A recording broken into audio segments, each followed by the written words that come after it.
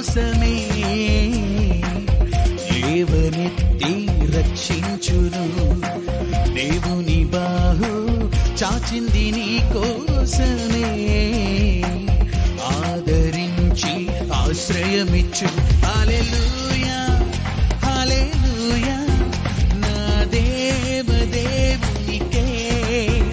హల్లెలూయా హల్లెలూయా నా దేవుని బాహువుకే. హల్లెలూయా హల్లెలూయా నా దేవదేవునికే.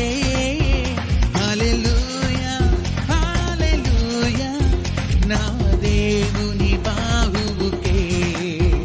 నా దేవుని బాహువుకే.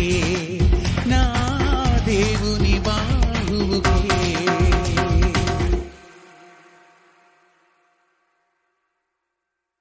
ప్రభునందు అతి మిక్కిలి ప్రియులైన దేవుని ప్రజలైన మీ అందరికీ విశ్వాసం కర్తయు దాన్ని కొనసాగించేవాడైన యేసుక్రీస్తు ప్రభు వారి ప్రేమ కలిగిన శక్తి కలిగిన నామలో శుభాలు వందనాలు. దేవుని బాహు పరిచయాల తరపున మీ అందరికీ తెలియజేస్తున్నాను. సర్వోన్నతులను సర్వకృపానిధి దేవాతి దేవుని యొక్క కృపా కాపుదల క్షేమం మీకును మీ యొక్క కుటుంబ సభ్యులకు అన్ని దిన కార్యక్రమాలు తోడయండి. అన్ని విషయాలలో ప్రభు క్షేమం విస్తరింపజేసి మిమ్మల్ని బలపరచునుగాక. విశ్వాసములో ప్రభు మిమ్మల్ని స్థిరపరచునుగాక. ఆమెన్. ప్రియ దేవుళ్ళరా, ప్రభు గత కాలమంతా కాచి కాపాడి మనల్ని ప్రేమించి మనందరి బ్రతుకులో నూతనమైన రోజులను మనకు అనుగ్రహింపజేస్తున్నారు.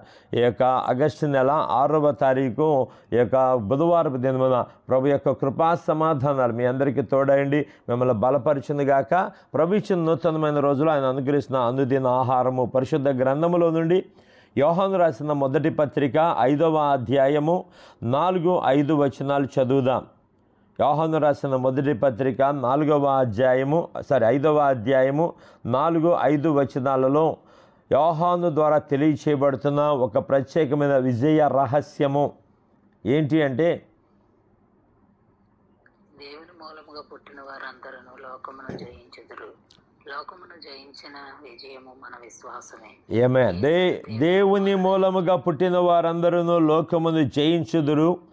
లోకమును జయించిన విజయము మన విశ్వాసమే. దేవుడు ఈ ఉదయ కాలము ఈ యొక్క మాటల ద్వారా మనల్ని విశ్వాసములో స్థిరపరిచి బలపరచునుగాక. ఆమెన్. క్రీస్తునందు ప్రియమైన దేవుని వారలారా, ఒక రహస్యాన్ని యేసుక్రీస్తు ప్రభు వారి శిష్యుడైన యోహాను తెలియజేస్తున్నాడు. ఈ యోహాను తెలియజేసిన చక్కటి మాట ఏంటి అంటే, లోకాన్ని జయించాము అంటున్నారు. లోకాన్ని జయించుదురు. ఇది సాధ్యమా అంటారా అంటే సాధ్యము కాదు. లోకము ఎవరి యందు ఉంది అంటే ఇదే అధ్యాయంలో ఈ 5వ అధ్యాయంలోనే 19వ వచనంలో లోకమంతయు దుష్టుని యందు ఉన్నది అని చెప్తున్నా. మరి దుష్టుని యందు ఉన్న ఈ లోకంలో నీవు నేను ఉంటున్నప్పుడు లోకాన్ని మనం జయించాలి అంటే ఎలా సాధ్యమా? లోకముని జయించాలంటే సాధ్యమంటే సాధ్యము కాదు. కానీ నీకు సాధ్యము కాదు, కానీ దేవుని కుమారుడిగా దేవుని కుమార్తెగా నీకు అది సాధ్యముగా ఉండొచ్చు. సాధ్యం ఏంటండి? నీకు అది సాధ్యమే. ఎందుకని సాధ్యము? అసలు నువ్వు దేవుని కుమారుడికి ఎలా మార్చబడతావు అంటే చాలా అంశాలు మనకున్నాయి. దేవుని కుమారులుగా జీవించడానికి, లేకపోతే దేవుని ఆత్మ మనలో జీవించడానికి, దేవుని ఆ కుమారుడు అని ముద్ర వేయబడటానికి చాలా రుజువులు ఉన్నాయి, చాలా పరిస్థితులు మనకున్నాయి. అయితే ప్రభునందు ప్రియమైన దేవుని వల్లరా, అసలు ఆ లోకాన్ని జయించగలుగుతామా అంటే ఇది సాధ్యం కాదు. ఇది పాసిబుల్. లోకాన్ని జయించాలంటే లోకమంతా కూడా దుష్టుడు ఆక్రమించుకుంటే, లోకంలో ఉన్న మనుషులందరూ కూడా ఆయన ఆధీనంలో ఉంటే, ఆఫ్టర్ ఆల్ నువ్వెంత నేనెంత వాడికి అయినప్పటికీ మరి ఏమవుతుంది? జయించగలమా అంటే ఖచ్చితంగా జయించగలం. ఎవరి ద్వారా జయించగలమంటే దేవుని మూలముగా పుట్టిన వారందరూ ఎవరైతే ఉంటారో వారందరూ కూడా లోకమును జయిస్తారట. దేవుని మూలముగా పుట్టడం ఏంటండి అసలు నాకు తెలియగలుగుతాను. ఎందరూ తనను అంగీకరిస్తారో వారందరికీ కూడా ఎవరి పిల్లలగుటకు అధికారం ఇచ్చాడండి ఆయన? ఎవరి పిల్లలగుటకండి? దేవుని పిల్లలగుటకు అధికారం ఇచ్చాడు. అంతేకాకుండా రోమిలికి రాసిన పత్రిక ఆ యొక్క 8వ అధ్యాయం 14వ వచనంలో ఒక మాట ఉంటుంది. ఏంటంటే ఒక అద్భుతమైన మాట ఉంటుంది. ఒక నిమిషం మర్చిపోయారు. ఎందరూ దేవుని ఆత్మచేత నడిపింపబడతారో, ఎందరూ దేవుని ఆత్మచేత నడిపింపబడతారో వారందరూ కూడా ఎవరు కుమారులై ఉన్నారంటండి? దేవుని కుమారులై ఉన్నారట. ఎందరూ అసలు దేవుని ఆత్మచేత నడిపింపబడే అవకాశం ఈ భూలోకంలో ఉందంటే ఎందుకు లేదు? ఖచ్చితంగా ఆయన ఆత్మ కృంభనింపజేస్తాడు. ఆత్మ ద్వారా నడిపింపు ఆయన ఇష్టపడుతున్నాడు. ఆత్మలో మనల్ని జీవింపచేయటానికి ఇష్టపడుతున్నాడు. కాబట్టి ఆ దేవుని ఆత్మచేత నడిపింపబడే వారందరూ కూడా దేవుని కుమారులే. అయితే దేవుని కుమారులుగా ఎవరైతే ఉంటారో వారు ఖచ్చితంగా లోకాన్ని జయిస్తారు, లోక ఆశలు జయిస్తారు, లోకంలో ఉన్న ప్రతి విధమైన పాపాన్ని, అతిక్రమాలను, అవిధేయతలను జయించేవారుగా ఉంటారండి. అందుకని మనలను ఇక్కడ యోహాను హెచ్చరిస్తాడు. ఏమని హెచ్చరిస్తాడో తెలుసండి? దేవుని మాటగా లోకమునైనను లోకములో ఉన్న వాటినైనను ప్రేమించొద్దు అంటాడు. మొదటి అధ్యాయంలో 2వ అధ్యాయంలోని యోహాను రాసిన మొదటి పత్రిక 2వ అధ్యాయంలో అంటాడు కదా, లోకంలో ఉన్నదంతా కూడా ఏముందో తెలుసా? శరీరాశ, నేత్రాశ, జీవపుడంబం. ఈ 3 వల్ల ఏమి ప్రయోజనం అంటే ఏమి ప్రయోజనం లేదు. ఈ యొక్క అనేక రకాల భక్తి పారవస్యలు మునిగిపోతున్న వారందరూ కూడా ఏం కలిగి ఉన్నారంటే జీవపు డంబం కలిగి ఉన్నారు. మనకేంట్లే, అబ్బో భక్తి పారవస్యంలో పెరిగిపోతున్నాం, మనం ఎన్ని తప్పులు చేసినా పర్లేదు, మనం ఏం చేసినా పర్లేదు, మనం ఎలాగున్నా పర్లేదు, మనం ఎవరికి సరే సమాధానం చెప్పాల్సిన పని లేదు అనుకుని వారు ఏం చేస్తారో తెలుసా? ఒకలాంటి గంభీరత్వంతో వారు ఆ భక్తి అనుకుని పరవశించిపోతున్నారు. కానీ ఆ భక్తి పారవస్యము ఎందుకు పనికిరాదది. అందుకు పనికి రాకపోగా అది సర్వోన్నతుడైన దేవునికి, నిజమైన దేవునికి ఏం కలుగజేస్తుందండి? కోపము రేపుతుంది. నిజమే కదా. ఫర్ ఎగ్జాంపుల్ నేను అన్నాను, ఒకవేళ నన్ను ఎవరైనా పొగడకుండా వేరే వాళ్ళు పొగుడుతుంటే, నాకు అర్హతలు ఉండి కూడా నన్ను పొగడకుండా వేరే వాళ్ళు పొగుడుతుంటే నాకు కోపం రాదండి? ఎందుకు రాదు? దేవుడిని దేవుడిగా కొలవకుండా వీళ్ళు చేసే భక్తి, వీళ్ళు చేసే పరిస్థితి ఏంటిది? ఇది నిజమైన భక్తి? ఎవరికి చేస్తారు అసలు భక్తి? ఏంటి పరిస్థితి? రాత్రి ఒక మెసేజ్ వింటూ, క్రిస్టియన్ మెసేజ్, ఒక వైజాగ్లో స్టీఫెన్ పాస్టర్ గారు అనే ఒక ఆయన ఆ యొక్క బ్రహ్మ కడుపులోంచి ఎవరు వచ్చారో, చేతుల్లోంచి ఎవరు వచ్చారో, భుజాల్లోంచి ఎవరు వచ్చారో, కాళ్ళలోంచి ఎవరు వచ్చారో రాస్తారంట. మరి వీళ్ళందరూ కూడా భారతదేశంలో ఉన్న వాళ్ళందరూ ఇలాగ వచ్చారు. తలల ద్వారా, కలితే భుజాల ద్వారా, కడుపులోంచి వచ్చిన వాళ్ళు కొంతమంది, కాళ్ళ ద్వారా వచ్చిన వాళ్ళు కొంతమంది ఉన్నారు. మరి అమెరికా వాళ్ళు, లండన్ వాళ్ళు, జపాన్ వాళ్ళు, చైనా వాళ్ళు, వాళ్ళు ఎక్కడి నుంచి వచ్చారు అంటే వాళ్ళకి బ్రహ్మ శరీరంలో చోటు లేదా? మరి వాళ్ళు ఎలాగొచ్చారు అంటే దానికి సమాధానం లేదు. కాబట్టి తెలిసి కూడా వీళ్ళు ఏం చేస్తున్నారో తెలుసా? అది తప్పని తెలిసి కూడా దాన్ని ఆరాధన తప్పని పరిస్థితులు అన్నారు. తప్పని పరిస్థితుల్లో కాదు, వాళ్ళు ఎంచుకున్నది అది. ప్రయోజనం ఏమైనా ఉందంటే దెర్ ఇస్ నో యూస్. ప్రభునందు ప్రియులారా, అయితే ఎందుకు ఈ మాటలు చెప్పాను అంటే,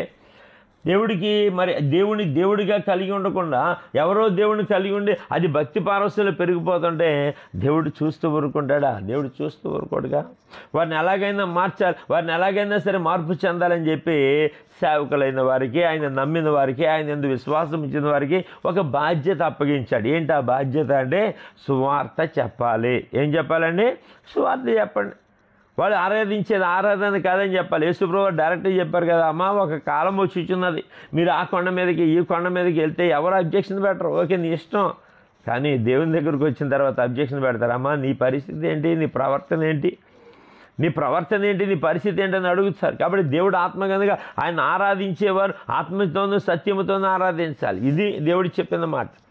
ప్రభునందు ప్రియమైన దేవుని వల్ల గమనించాలి. ఈ రాత్రి ఉదయ కాలశంలో మనము లోకాన్ని జయించే ఆ శక్తి సామర్థ్యములు మనం పొందుకోగలమా అంటే ఒక విశ్వాసిగా నువ్వు పొందుకోగలవు. దేవుని మూలంగా పుట్టిన ఆ యొక్క శక్తి, దేవుని మూలంగా పుట్టిన ఆ యొక్క అర్హత ఏదైతే ఉందో ఆ అర్హతను బట్టి నువ్వేం చేయగలవో తెలుసా? ఖచ్చితంగా ధ్యానించగలవు. ఖచ్చితంగా దేవుని మూలముగా ఆయన పుట్టినప్పుడు ఖచ్చితంగా లోకాన్ని జయిస్తావు. ఏదన్నా లోకం జయించడం అంటే అంత ఈజీ కాదండి. లోకంలో శ్రమలు కలుగుతాయి, లోకంలో నీకు అనేక రకాల ఆఫర్లు వస్తాయి, లోకంలో అనేక రకాల ప్రలోభాలు వస్తాయి, లోకంలో నీకు అనేక రకాల మార్గము తప్పి తిరిగించే అనేక రకాలైన విషయాలు నీకు ఎదురవుతుంటాయి. లోకాన్ని జయించగలమా? లోక ఆశలను జయించగలమా? లోకానికి ఆశలు ఎక్కువ, లోకానికి కోరికలు ఎక్కువ, లోకానికి అనేక రకాలైన ఇది చెడుతనమా, చెడ్డదా, ఇది ఏం తెలియదు దానికి.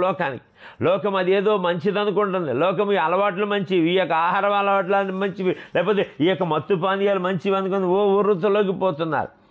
దీంట్లో అత్యధికంగా ఎవరు పాడైపోతున్నారంటే యవనస్తులు పాడైపోతున్నారు. ఈరోజు యవనస్తులు అనేది ఏమైందిలే కానీ ఏ వయసు వారైనా సరే పాడైపోతున్నారు. క్రీస్తు యేసునందు ప్రియమైన దేవుని వల్ల గమనించాలి. మరి సమాజంలో ఎలాగ పాడైపోతాడు? దేవుడు ఊరకని చూస్తూ ఉంటాడా అంటే చూస్తూ ఉండడు. అందుకనే ఈరోజు ఎలాంటి మాటల ద్వారా మనం బయలుపరుస్తూ ఖచ్చితంగా నువ్వు జయిస్తావు. ఏం జయిస్తానండి? లోక ఆశలు నేను జయించగలనా? ఎందుకు జయించలేవు? లోకంలో కోరికలను జయించగలవా? ఎందుకు జయించలేవు? ప్రభునందు ప్రియులారా, ఈరోజు డబ్బు ఆశ చూపించి ఏదైనా చేయడానికి రెడీ, ఏదైనా చేయటానికి. ఎంత భయంకరమైన పాపాలు, ఎంత భయంకరమైన కార్యక్రమాలు జరుగుతున్నాయంటే లోకంలో. తెలిసేవి కొన్నే, మనకి తెలియనివి ఎన్నో ఉన్నాయి. ప్రభునందు ప్రియులారా, ఈరోజు దేవుడిచ్చిన ఈ దేహము ద్వారా దేవుడిని గణపరచాలి. కానీ ఈ దేహము ద్వారా అనేక రకాలైన ఇబ్బందులు లేకపోతే అనేక రకాలైన పాప పంకిలమైన బ్రతుకుతున్న వారు ఎంతోమంది ఉన్నారు. ఇక దేవునికి ఘనత ఏంటి? నేను నిర్మాణం చేసిన వాడు యెహోవా ఎలాగో సెలవిచ్చుచున్నాడు అంటాడు కదా ఆ రోజు యాకోబుతో యెషయా గ్రంథంలో. కాబట్టి మనం నిర్మాణం చేసిన దేవుడు ఉన్నాడు, మనం నిర్మించిన వాడు నిర్మాణకుడైన ఆయన ఉన్నాడు. ఆ నిర్మాణకుడైన దేవునికి ఎలాంటి ఘనత తేగలం? ఎలాగ ఘనత తేగలం? నువ్వు దేవుని మూలముగా పుడితే ఖచ్చితంగా నువ్వేం చేస్తావో తెలుసా? లోకాన్ని జయిస్తావు. విశ్వాసులు ఈ లోక మార్గములను పాపములను విడిచిపెట్టాలంటే అవి ఏమన్నా ఈజీ అనుకుంటున్నారా? అమ్మో, ఎంత ఆకర్షితమైనయో, ఎంత టేస్టీగా ఉంటాయో. అలాంటి పాపములను, అలాంటి అవిధేయతలు విడిచిపెట్టి వచ్చి యేసు ప్రభు మార్గంలో నడిస్తే నువ్వు జయిస్తావు, మంచిదే. కానీ నువ్వు జయించాలి అంటే ఈ అనుభవం నీకు కలిగి ఉండాలి. నేనంటాను ఈ ఉదయకాలంలో ఈ అనుభవంలో నువ్వు నడిపించబడగలుగుతున్నావా? దేవునికి భక్తి చేయటం విషయంలో దేవునికి భక్తి చేయటం ద్వారా తద్వారా లోకమును జయించే అనుభవం నువ్వు కలిగి ఉంటావు కనుక ఆ లోకాన్ని జయించడానికి కావలసిన ఆ యొక్క శక్తి సామర్థ్యాలు ప్రభువు నీకు అనుగ్రహించి, ప్రభువు నీకు అనుగ్రహించడమే కాకుండా ఆ యొక్క శక్తి సామర్థ్యములను బట్టి ఆయన నీతో ఒక ప్రత్యేకమైన సంబంధం ఏర్పాటు చేసుకుంటాడు. ఎందుకో తెలుసా? ఆయనకి జయం పొందుకునేవారంటే ఎంత ఇష్టం, విజయం పొందుకునేవారంటే ఎంతో ఇష్టం ఆ ప్రభువుకి. ఈరోజు నేను అంటాను, యు మస్ట్ దేవుని మూలముగా పుట్టాలంటే. దేవుని మూలముగా పుట్టాలంటే ఏం చేయాలండి అంటే ఏం చేయవసరంలా. నువ్వు క్షయమైన బీజం నుంచి పుట్టావు కనుక. కానీ అక్షయమైన బీజం నుంచి పుడితే ఆయన ఎందుకు విశ్వాసం ఉంచిన వారందరూ, ఆయన అంగీకరించిన వారందరూ, ఆయన మూలముగా పుట్టిన వారే, దేవుని ఆత్మచేత నడిపించబడిన వారందరూ ఆయన మూలముగా పుట్టిన వారే. ఈ రెండు అనుభవాలు నీకు ఉండాలి ఖచ్చితంగా.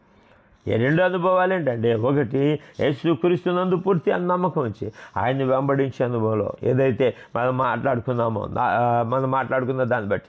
రెండోది ఏంటి అంటే ఆయన యొక్క ఆత్మ ద్వారా నడిపింపబడాలి. ఈరోజు ఈ లోకంలో ఆయన ఆత్మ ద్వారా నడిపింపబడకపోతే ఏమైపోతాయంటే దుష్టాత్మలు ఉంటాయి, దురాత్మలు ఉంటాయి, ఆత్మలు నడిపిస్తాయి.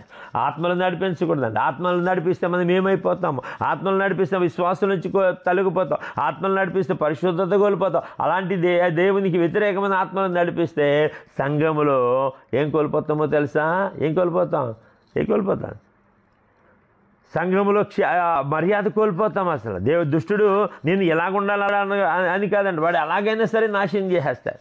నువ్వు అనుకుంటావు నేను బాగానే ఉన్నాను కదా, సమరయ స్త్రీ అదే అనుకుంది కదా, నేను బాగానే ఉన్నాను, నేను ఎవరికి ఆటంకం కాదే అనుకుంది. కానీ ఆ సమరయులందరూ ఎలా మాట్లాడుకుంటున్నారో తనకి తెలియదు. ప్రభు చెప్పారు ఆ మాటలు. దయచేసి గమనించాలి. ఈ యొక్క ఉదయకాలంలో లోకాన్ని జయించాలి అంటే నువ్వు ఖచ్చితంగా దేవుని కుమారుడిగా, దేవుని కుమార్తెగా నువ్వు పుట్టాలండి. ఖచ్చితంగా పుట్టాల్సిందే. ఎవరి వల్ల పుడతామా? అప్పుడైతే నువ్వు దేవుని సంతానము. యేసుప్రభు వారు జయించారండి. శ్రమలను జయించారు, శోధనలు జయించారు, అవమానాలు జయించారు, నిందలను జయించారు. అన్నిటికంటే ముఖ్యంగా లోకము ద్వారా వచ్చే ప్రతి విధమైన పాపాన్ని కూడా జయించారండి. ఆమె చెప్పడు గట్టిగా, ఆమె దేన్ని జయించారండి? పాపముని జయించారు. ఆ పాపమే కనుక జయించకపోతే నువ్వు ఇంకా పాప బురదలోనే ఉండి బురదలోనే జీవించేస్తూ ఉంటావు. దయచేసి గమనించాలి. అందుకని భక్తుడు ఒక పాట రాస్తాడు, మరి ఎవరు రాస్తారో నాకు ఐడియా లేదు, కానీ పాప బురద నుండి నన్ను లేవానెత్తేను, జీవ మార్గమున నన్ను నిలవబెట్టేను. పాప బురద నుండి నన్ను లేవానెత్తేను, జీవ మార్గమున నన్ను నిలవబెట్టేను. ఆనందించేదను, ఆయననే పాడేదను జీవిత కాలమంతా. హల్లెలూయా, ఆనందించేదను, ఆయననే పాడేదను జీవిత కాలమంతా. ఎక్కడంటండి? పాపపు బురదలో పడిన వారిని దేవుడు లేవనెత్తి ఆయన యందు విశ్వాసం ఉంచిన వారిగా ఉన్న మనల్ని విడిపించడమే కాకుండా ఆయన కుమారునిగా కుమార్తెలుగా నిన్ను నన్ను స్వీకరించే దేవుడుగా ఉన్నాడండి. ఆమేన్ చెప్పండి గట్టిగా, ఆమేన్. దేవుని పిల్లలుగా మనం స్వీకరించబడకపోతే నువ్వు లోక సంబంధివే. దేవుని పిల్లలుగా దేవుడు మనల్ని స్వీకరించకపోతే నువ్వు ఇంకా లోక సంబంధివే, లోక సంబంధమైన అనుభవం నడిపించబడే బిడవే, గుర్తుపెట్టుకోవాలి. అయితే విశ్వాస మూలముగా లేకపోతే దేవుని ఆత్మచేత నడిపింపబడతాడు ద్వారా, రెండవది ఆయన అంగీకరించిన వారుగా, ఎస్ ఈయన దైవ కుమారుడే, కన్య మరియలోంచి వచ్చిన ఈయన మామూలు కుమారుడు కాదు, యోసేపు మరియల కుమారుడుగా దైవ కుమారుడే అని ఎప్పుడైతే మనం యాక్సెప్ట్ చేస్తామో అప్పుడు దేవుని కుమారులుగా మనకు ఒక అధికారం, ఒక హానర్ దేవుడు ఇస్తాడు. ఎప్పుడైతే నువ్వు అలాంటి అధికారము పొందుకున్నామో ఆ పొందుకున్న అధికారమును ఎక్కడ ఉపయోగిస్తావో తెలుసా? లోకములో నువ్వు లోక ఆశలు జయించడంలో, లోక పద్ధతులు జయించడంలో, లోక ఆచారాలు జయించడంలో నువ్వు విఫలమవుతావు కానీ సఫలమవుతావు కానీ విఫలమవ్వు.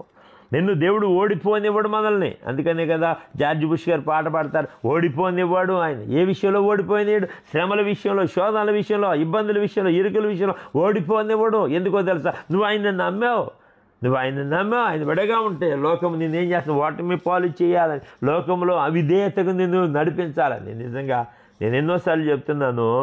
ఆ కీర్తన గ్రంథము 107వ కీర్తన ఉంటుంది కదా, ఆయన వారు పడిన గుంటలలో నుండి వారు లేవనెత్తారు. ఏ గుంటలు ఉన్నారు తర్వాత సంగతి. ఈరోజు లోకము, క్రైస్తవత్వం అన్నిటికంటే ముఖ్యంగా ఏ గుంటలో పడిందండి? అవిధేయత అనే గుంటలో పడింది. ఏ గుంట అండి? అవిధేయతే. కానీ యేసు ప్రభు వారు విధేయతకు బ్రాండ్ అంబాసిడర్. ఆయన మరి విధేయతకు బ్రాండ్ అంబాసిడర్గా ఉన్న యేసుక్రీస్తు ప్రభువు కుమారుడిగా దేవుని పిల్లలుగా నువ్వు ఉన్నప్పుడు నీలో విధేయత లేకపోతే మరి ఏంటి ప్రయోజనం? నీలో విధేయత లేకపోతే ప్రయోజనం ఏంటి? జయించగలవా అంటే జయించలేవు.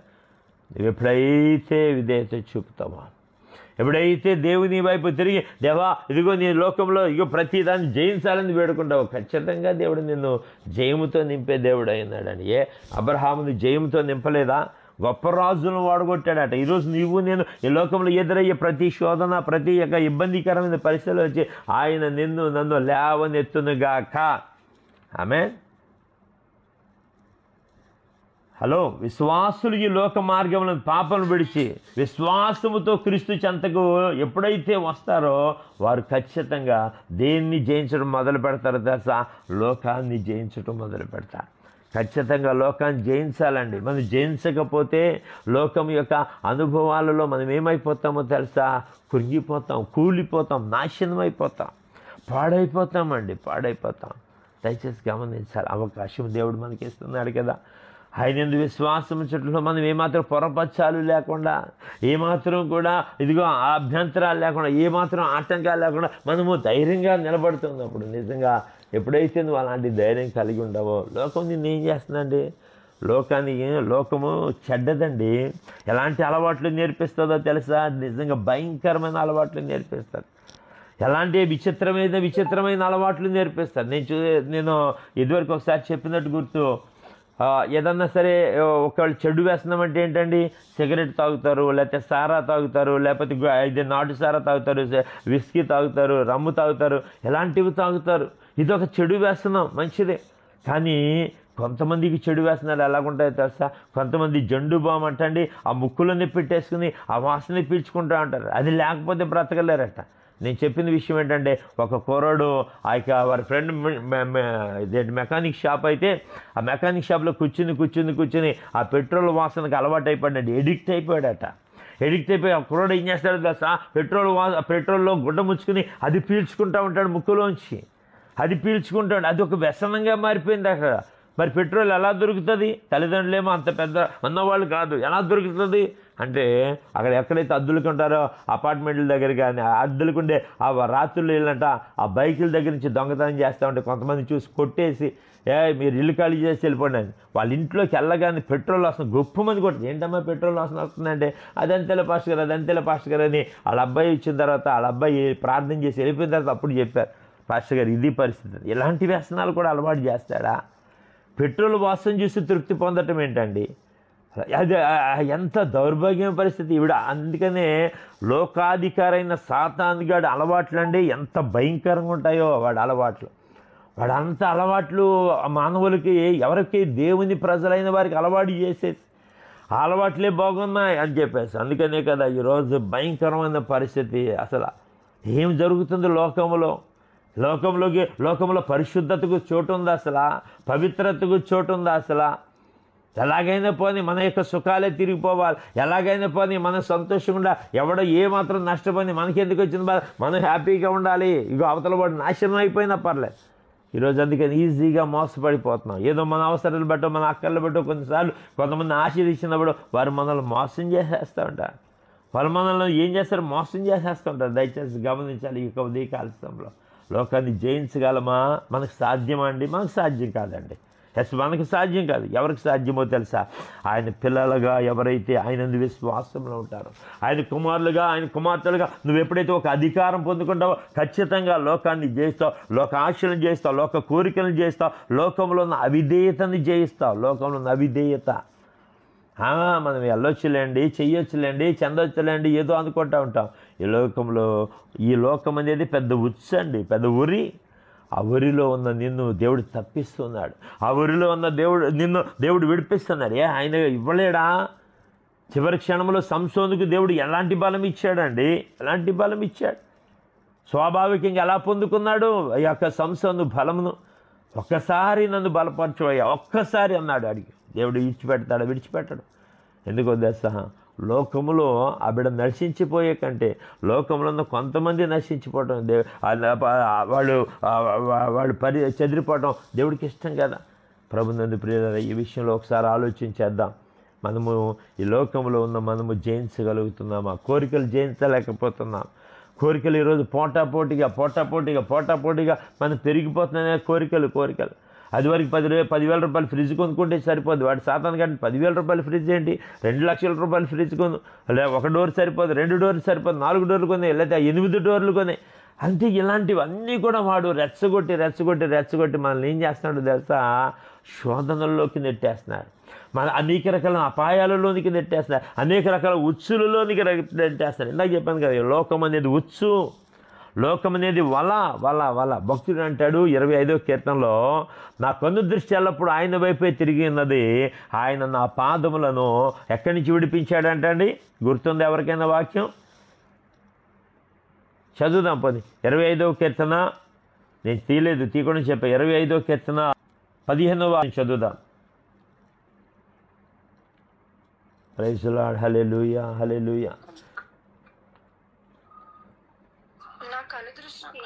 ఎన్నోదమ్మా? 16వ వచనమా?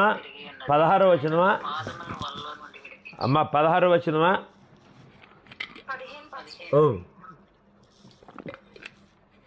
చదవండిరా.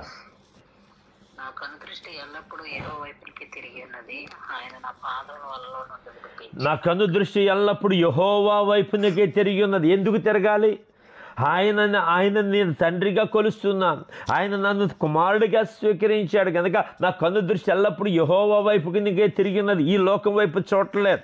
ఈ లోకంలో నేను ఆల్రెడీ ఇరుక్కిపోయాను. ఈ లోకం అనే వలలో నేను ఆల్రెడీ చిక్కుకుపోయాను. ఈ లోకంలో నేను ఆల్రెడీ బంధించబడి ఉన్నాను. ఈ వలలోంచి నేను తప్పించబడాలి అంటే నా కన్ను దృష్టి 1 రోజు కాదు, 2 రోజులు కాదు, ఆదివారం కాదు, సోమవారం కాదు, ఏదో ఉదయకాలం సాయంకాలం కాదు. నా కన్ను దృష్టి ఎల్లప్పుడు యెహోవా వైపునకే తిరిగినది. ఆయన నా పాదములను ఎక్కడి నుంచి విడిపించాడంటండి? వలలో నుంచి విడిపించాడట. ఈ లోకమనే వలలోంచి నువ్వు విడిపించబడ. ఆల్రెడీ చిక్కిపోయాం. ఆల్రెడీ యుద్ధం చేయాలి. ఖచ్చితంగా యుద్ధం చేయాలంటే నాకు రాదు అనకూడదు. ఆల్రెడీ నువ్వు విడిపించబడాలి. ఖచ్చితంగా నువ్వు బంధించబడ్డావు, ఆల్రెడీ నువ్వు ఇరికించబడ్డావు. ఆల్రెడీ ఈ లోకంలో నువ్వు అనేక రకాలైన సమస్యల్లో నువ్వు కూరుకుపోతున్నావు. నీకు అర్థమవుతుందా? నువ్వు ఖచ్చితంగా జయించాల్సిందే, ఖచ్చితంగా విజయం సాధించాల్సిందే. సాధ్యమా? నీకు సాధ్యం కాకపోవచ్చేమో, కానీ నన్ను పుట్టించి, నన్ను ప్రేమించి, నన్ను బలపరిచిన దేవాతి దేవునికి సాధ్యమే.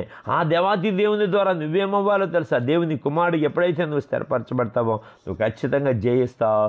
ఆ జయశీలుడని యేసు క్రీస్తు ప్రభు నామంకు నువ్వేం చేస్తావండి? మంచి పేరు దేశపెట్టిగా ఉంటావు. హల్లెలూయా, హల్లెలూయా. కాబట్టి ఈ లోకమనే వలలోంచి నన్ను తప్పించబడటానికి ఎవరు నీకు సహాయం చేస్తారంటే ఆయనే. ఈ ఉదయ కాలంలో ప్రియ దేవుని బిడ్డలారా ఆలోచించేద్దాం. అందుకనే ఆ మాట చదువుదాం. మన మూలపాఠం ఏదైతే ఉందో యోహాను రాసిన మొదటి పత్రిక 5వ అధ్యాయము 5వ వచనం చదువుదాం. యేసు దేవుని కుమారుడని నమ్మువాడు తప్ప లోకమును జయించువాడు మరి ఎవడు? ఇక్కడ ప్రశ్న వేస్తున్నాడు. ఒకవేళ మీకు డౌట్ రావచ్చేమో, దేవుని కుమారుని లోకమును జయించిన విజయం మన విశ్వాసమే అని చెప్పిన మాటలో మీకు డౌట్ వస్తుందేమో.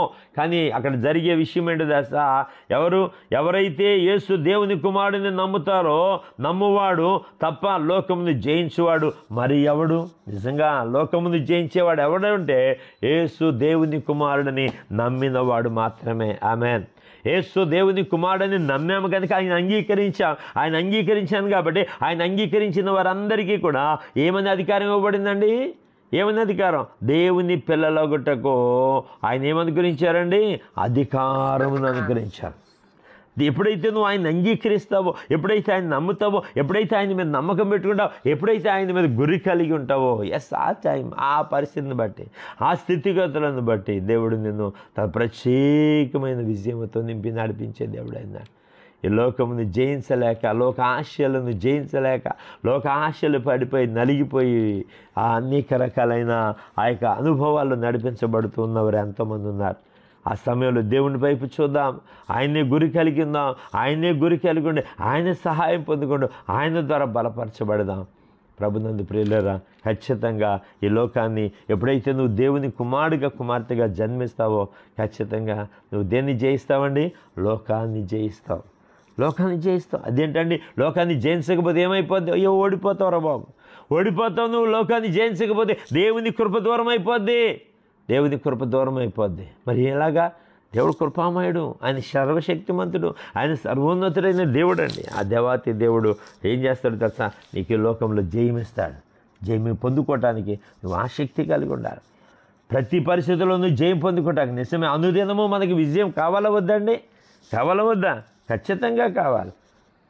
అత్యధికమైన విజయం ఇచ్చే ప్రభు మనకు తోడైన రోమీయులకు రాసిన పత్రిక 8వ అధ్యాయం 35, 36, 37 వచనాలుగా చూసినట్లయితే ఇందు మూలంగా ఏంటంటే మనం ఎలాగున్నామంట?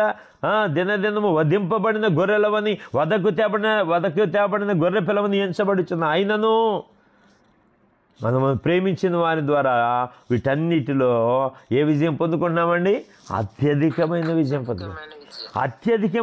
పొందుకుంటున్నాం. వీటన్నిటిలో శ్రమలోను, శోధనలోను, శ్రమ అయినా, బాధ అయినా, హింస అయినా, కరువైన, వస్త్రహీనత అయినా, ఉపద్రవమైన, ఖడ్గమైన దేవుని ప్రేమ కలిగి ఉంటే ఆ ప్రేమ ఎడబాటు చేస్తున్న ఈ యొక్క ఉదయకాలంలో దేవుని ప్రేమతో నింపబడి, దేవుని కుమారుడిగా కుమార్తెగా నువ్వు సిద్ధపరచబడి, దేవుని కుమారుడిగా కుమార్తెగా నువ్వు మార్చబడి ఈ లోకముని జయించే బిడ్డలుగా మీరు, నేను, మనమందరము ఉండాలని, మనమందరం అలా ఉండాలి అంటే మనం ఖచ్చితంగా దేవుని పిల్లలుగా ముద్ర వేయబడాలని ఆశీర్వదిస్తూ దీవిస్తూ ఈ మాటలు ముగిస్తున్నాను. దేవుడి మాటలు దీవించి ఆశీర్వదించే మనందరినీ కూడా ఆయన ప్రేమతో నింపుని గాక.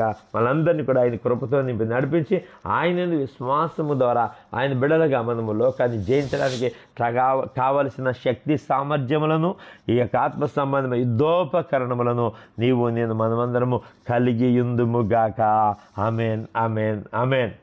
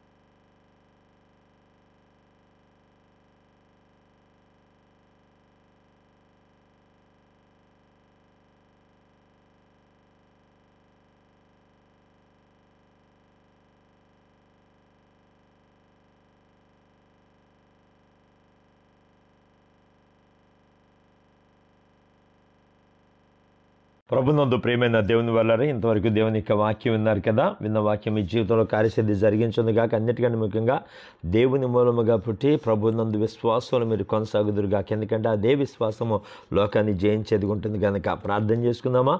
పరిశుద్ధుడా, గొప్ప దేవుడా, మహాగౌడ, మహోన్నతుడ, మహిమ కలిగిన రాజా, నీ ప్రియబిడ్డలందరినీ బట్టి ప్రార్థిస్తాం. ఎంతో విశ్వాసంతో తండ్రి ఇన్ని మాటలు విన్న మాటల ద్వారా ప్రభా వారు జీవిస్తూ అన్నిటికంటే ముఖ్యంగా లోకాన్ని ఎలా జయించాలి కేవలం నీ కుమారులుగా ఉండే మాకు అధికారాన్ని బట్టే కదా. ఆ అధికారం మాకు ఇవ్వండి ప్రభా. అయ్యా నాన్న ఆ అధికారంతో మమ్మల్ని నింపి నడిపించి సహాయం దయచేసి మహిమ పొందుకోమని మహిమ కలిగిన రాజా నీకు వందనాలు చెల్లిస్తున్నాం. అన్ని దిన కార్యక్రమం తోడండి, అన్ని దిన కృపనిచ్చి నడిపించుకుని గొప్ప మేలు గొప్ప క్షేమం దయచేయమని దీవిస్తూ ఆశీర్వదిస్తూ బలహీనలు కింద వారు ఎవరైతే ఉన్నారో వారిని ప్రభు బలపరచండి, అనారోగ్యం చూడిపించి ఆరోగ్యం దయచే క్షేమం దయచేయమని దీవిస్తూ ఆశీర్వదిస్తూ నేను మా ప్రభువును రక్షకుడు నేను యేసునామములో ప్రార్థించి అడిగి వేడుకొంచున్నాము తండ్రి. Amen amen amen. మన పరమ తండ్రి అయిన దేవుని దయు కుమారుడును రక్షకుడు నేను యేసుక్రీస్తు వారి కృపా సమాధానములు పరిశుద్ధాత్మక నిత్య ఆదరణ మీకును మీ కుటుంబ సభ్యులకును అన్ని దిన కార్యక్రమాలకును అలాగే బలహీనకును బిడ్డలందరికీ తోడండి నడిపించి సహాయము దయచేయను గాక. Amen amen amen. ప్రభునందు ప్రియులరా, మీ అందరికీ కూడా దేవుని బహు పరిచయాల తరపున ప్రత్యేకమైన వందనాలు తెలియజేస్తున్నాను. మరి ఈ వాక్యాల ద్వారా మీరు ఆశీర్వదించబడినట్లయితే, ఈ యొక్క వర్తమానం ద్వారా మీరు దీవించబడినట్లయితే మీ సాక్ష్యం మాకు తెలియచేయండి. అలాగే మీకు ఏదైనా ప్రత్యేక ప్రార్థన వస్తే మాకు ఫోన్ చేయండి. మా ఫోన్ నంబర్ 9676590100. ప్రభు తన ప్రేమ చేత మిమ్మల్ని అందరినీ నింపి నడిపించుకొని ఆయన కృప ద్వారా వచ్చే ప్రతి ఆశీర్వాదం మెండుగా మీ అందరికీ అనుగ్రహించును గాక. Amen amen amen. God bless you all. Shalom.